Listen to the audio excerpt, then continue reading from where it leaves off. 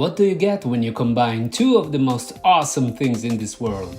Anime girls and mech. You get alicegearaegiscs Concerto of Simulatrix, and a ton of other games probably. But what does Alice Gear have to offer compared to other flying mech combat games? So elation and jubilation, gamers from all around the world. I am Lucian and this is the World Gamer Show. And today I'm going to tell you all about alicegearaegiscs Concerto of Simulatrix. Are these mecha girls ready to fly high, or will they fly too close to the sun? Well, let's find out.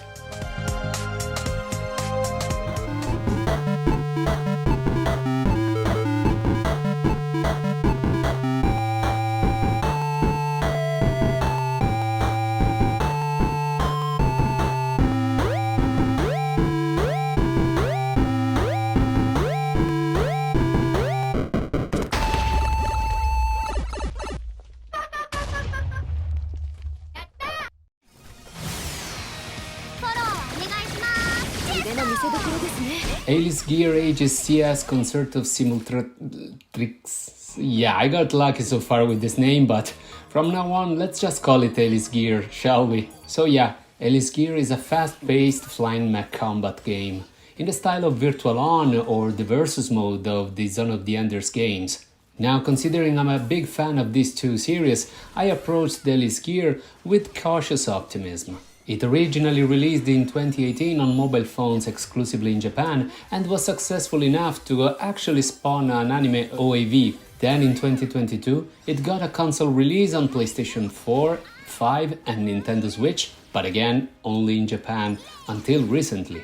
Thanks to the publishing efforts of P-Cube, this 3D flying combat game developed by Pyramid is now available worldwide.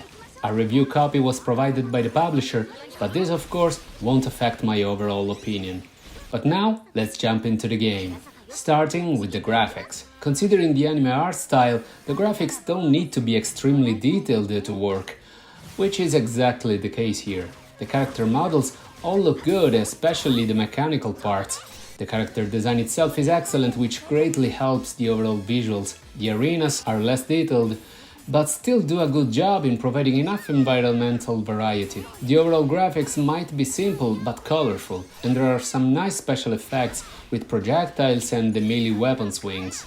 So yeah, the game might not be a looker, but with simpler graphics we can also expect a more stable frame rate, and I'm happy to report that the game runs at 60 FPS with no dips whatsoever, even during crowded situations and executing flashier moves. And this is great, especially on a game like this that greatly relies on precision.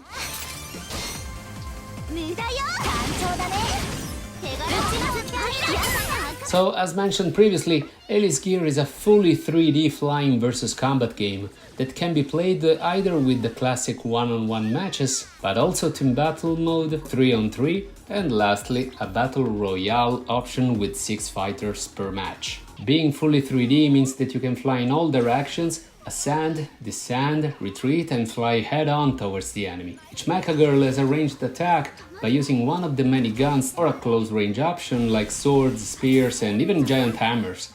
Both guns and melee weapons differ in attack speed and damage amount, with slow but strong types on one side and quick but low damage type on the other, with some more balanced options in between. Each girl can only equip one gun and one close-range weapon, along with cosmetic accessories, costumes and most importantly passive skills that can increase or even decrease some stats. All of them can be bought at the in-game shop with in-game currency. And yep, no microtransactions, thankfully. Which is not something that I took for granted considering the mobile phone origin of the game. I'm also happy to report that each weapon type really plays radically different from one another and can satisfy most playstyles. Each type also has many weapons with different statistics, providing a vast choice, with girls also having a different affinity to each weapon for an incredible amount of combinations. Add to all this the elemental affinity mechanic that plays on the classic concept of one element being strong against one and weak against another, and you get a surprising amount of strategy depth. You have 22 different characters at your disposal, and their movements are fast and snappy, with an option for boosting that helps a lot in evading incoming attacks. One thing I liked very much is that the melee attack changes in conjunction with which directional button you press, and you can even mix them together, even though this is not a combo-driven combat system, I'd say, aside from the occasional small automatic combo that you can do as a special attack. In general, the game wants you to swap between close combat and ranged attacks, with the AI doing so itself. Speaking of ranged attacks, you also have many options there. You can shoot small multi-directional lasers, similar to those found in Zone of the Enders, but these don't converge towards the opponent, making them overall less useful, but still good for space control.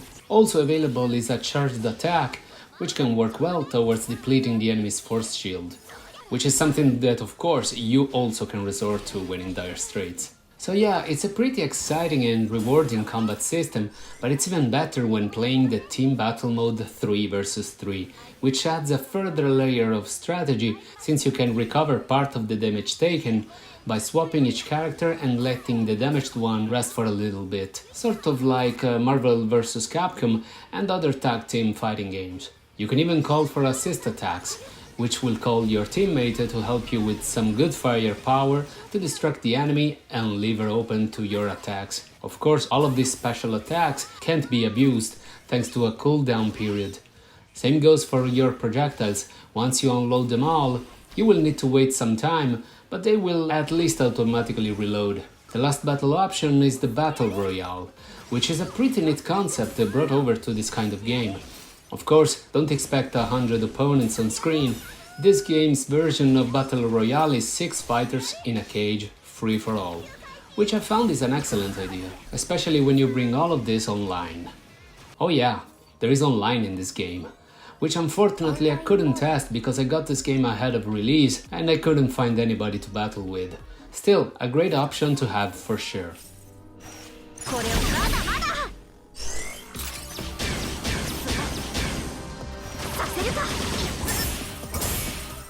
These battle modes are all mixed together in the story mode, which is one of the better aspects of the game, but also its biggest flaw. Let me explain.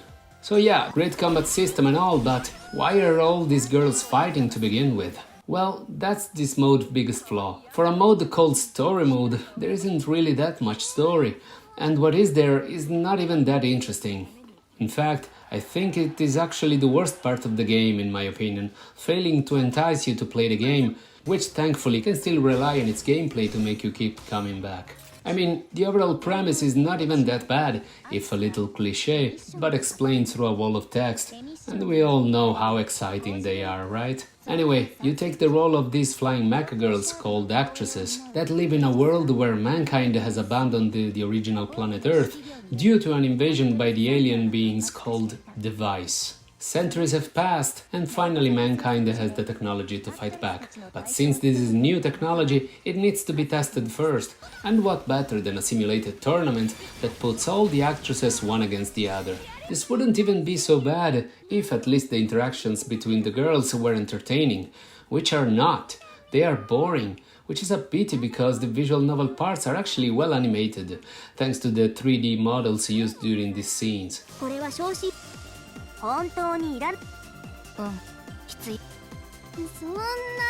The only interesting part is that you will get to know each girl's personality, which differs greatly from one another, but that doesn't change the fact that the interactions are boring. Right? Yeah, I get it. You all love each other. Okay, great. Yeah, come on. Bring me to the good stuff. There are no epic moments or a proper sense of rivalry between characters, beyond some bland attempts. Each girl will have their own story, but it won't be the plot that will keep you coming back. It will actually be the game progression of the story mode. And this is the better aspect of this mode indeed. You see, each day you will have an option to choose which path to take in a sort of grid, and you will have a preset amount of days until you reach the tournament finals. Most of the times you will be able to choose a battle, which during the week will be one-on-one matches, while on weekends it will be 3-on-3 epic clashes. These last ones are usually the ones pertinent to the tournament part of the plot, which will also feature proper dialogues, while during the weeks there will be more basic sparring with no real plot progression. Occasionally you will be able to direct your characters towards grid tiles that will allow you to open a treasure chest with a bonus item inside. During each break between battles, you will be able to stop and customize your characters with costumes, weapons and cosmetic accessories that you can buy through the shop. Each character's story should take you roughly an hour to complete, and with 22 characters to choose from, there's enough longevity here. On top of that, once you finish a character's story, you can replay it again, and the game will even highlight which path you didn't take previously. Which is perfect, because each battle will earn you cash to spend on the shop, and let me tell you, these cash prizes can be stingy. So yeah, the game can be pretty grindy, which I see where it comes from again, considering its mobile origins, but at least the prices in the shop are not that high, all things considered. It's just that there are so many items to buy. And there's really a ton of variety too, between costumes, accessories and weapons. And before you ask, yeah, you can buy a bikini for basically every girl. But wait, before you call the police, these girls are not underage, they are women, as clearly specified in these subtitles. See, these are women. So yeah, nothing to see here. Move along. Nothing to see here. I mean, the game does its best to hide the date of birth, but that goes for any woman really, doesn't it? Exactly. Phew, I dodged a big bullet there. So, bikini it is! And anyway, the game doesn't sexualize the girls at all. I couldn't see any excessive bouncing of stuff, and the majority of the costumes aren't revealing at all. So that's actually a good point for Alice Gear, as it doesn't rely on this cheap stuff. But this actually brings me to another point of contention, which is the censorship on the PlayStation versions, which apparently resulted in some costumes being taken out from these versions, with the Nintendo Switch one left intact, which is ironic if you know Nintendo's history with censorship. These incriminated costumes were apparently revealing too much of the character's lower back. Again, ironic considering you can buy bikinis for almost every girl.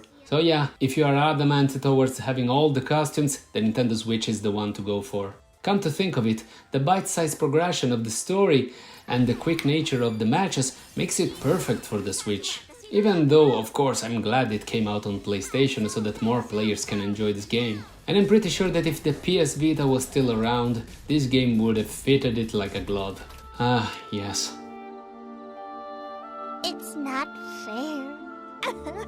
I'm still mourning, after all these years.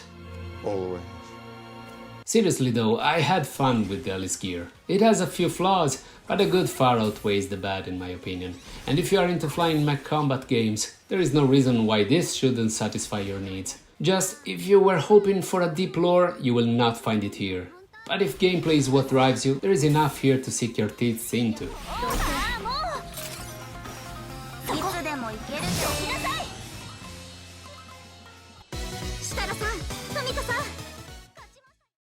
But that's just one guy's opinion on the internet, so now I want to know yours down in the comments. Will you try this game? If so, which version do you plan to buy? Let me know your thoughts in the comment section down below, and if you enjoyed this video and want to help a small channel grow, feel free to share, like and subscribe to always be updated on my future content. Your support helps me a ton in bringing you the best content, including more reviews, indie stuff, retro stuff, tutorials, and even interviews with gaming personalities. So thank you very much for sticking to the end of this video, I truly appreciate it. I will see you in my next one, but until then, stay safe, play safe, world gamers.